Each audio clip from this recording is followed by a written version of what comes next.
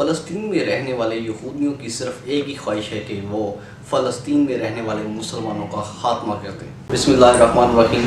آج کل ہم دیکھ رہے ہیں کہ جو فلسطین میں اسرائیلی مقیم ہیں وہ مسلمانوں پر مختلف قسم کے مظالم کر رہے ہیں۔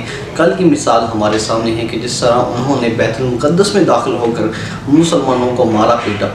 ہم دیکھیں گے کہ آخر کیا وجہ ہے کہ یہودی مسلمانوں کے ساتھ ایسا رویہ اختیار کر رہے ہیں۔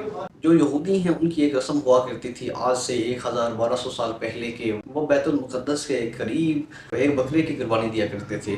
اس قربانی کا آغاز تب ہوا جب ان کی قوم فرعونہ مصر کے ہاتھوں گرفتار ہوئی۔ ان میں ایک نبی تھے، انہوں نے اعلان کیا کہ اب ہم بکرے کی قربانی کیا کریں گے، اس قربانی کے ذریعے ہم کوشش کریں گے کہ خدا ہم سے راضی ہو، اور انہوں نے اس ایریے کو، اس جہاں کو منتخب کر لیا کہ ہم اس جگہ پر قربانی کیا کریں گے۔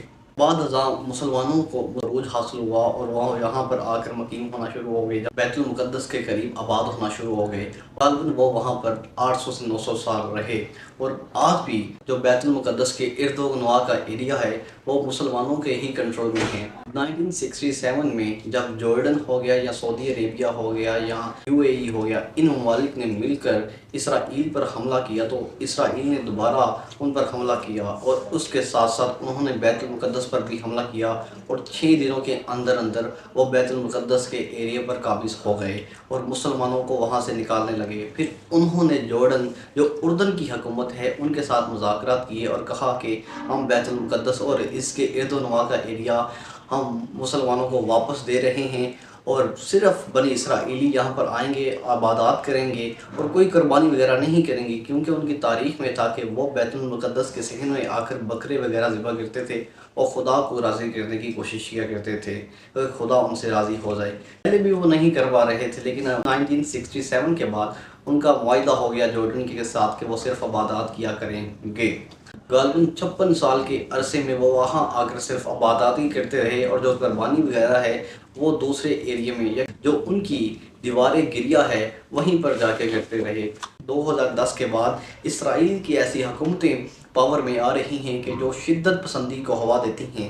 اس سے یہ مراد بالکل نہیں ہے کہ 2010 سے پہلے جتنی بھی حکومتیں آئی ہیں وہ امن کو سپورٹ کر رہی تھی، وہ امن کو ہوا دے رہی تھی، بالکل نہیں ہے، لیکن وہ کمپیریٹیولی ان سے بہتر تھی۔ کل کی مثال ہمارے سامنے ہے کہ یہودی کس طرح مسلمانوں پر مظالم کر رہے ہیں کہ جو بیت المقدس میں نماز ادا کر رہے ہیں۔ صرف اس بنا پر وہ انہیں قتل کر رہے تھے، انہیں تشدد کا نشانہ بنا رہے تھے اور انہیں گرفتار کر رہے تھے۔ BBC کی رپورٹ کے مطابق 365 لوگوں کو گرفتار کیا گیا اور 20 سے 25 لوگوں کو قتل کر دیا گیا، شہید کر دیا گیا۔ کون ہے ان کا ذمہ دار؟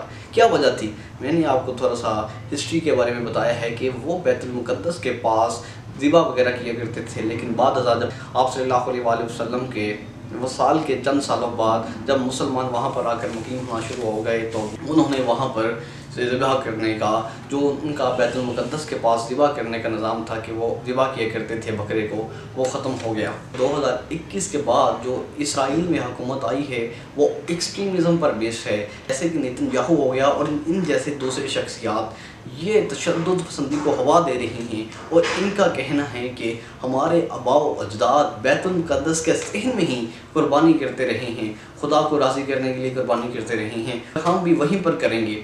اس لیے انہوں نے باقاعدہ طور پر ایسے گروہ بنائے جنہوں نے باقاعدہ طور پر اعلانات کیے کہ ہم وہیں پر کریں گے، لیکن مسلمان تو عبادات میں مشغول تھے، وہ عبادات کر رہے تھے، تراویح وغیرہ پڑھ رہے تھے، خدا کی حمد و ثنا کر رہے تھے۔ اچانک اسرائیل کے ایک گروہ نے ان پر حملہ کر دیا اور پولیس نے بھی ان کی معاونت کی، جس کی وجہ سے مسلمانوں کو بہت بھاری نقصان برداشت کرنا پڑا۔ اگر آپ ہماری بنی اسرائیل کے اوپر بنائی جانے والی ڈاکومنٹریز دیکھ رہے ہیں، جو ہم آپ کو بتا رہے ہیں کہ حضرت ابراہیم سے لے کر حضرت موسیٰ اور پھر حضرت اشمعیل یا طالوت یا دوسرے انبیاء کرام نے اپنا کیا کردار ادا کیا، رومن کے ساتھ یا یونانیوں کے ساتھ بنی اسرائیل کی کیسی پالیسی تھی، وقت نصر نے ان کے ساتھ کیسے تعلقات رکھے، یہ ہم ساری ڈاکومنٹریز بیان کر رہے ہیں۔ اگر آپ وہ ہماری ڈاکومنٹریز دیکھ رہے ہیں تو آپ کو بہت ہی آسانی ہوگی کہ آپ بنی اسرائیل اور فلسطینیوں کے تعلقات کو جان سکیں۔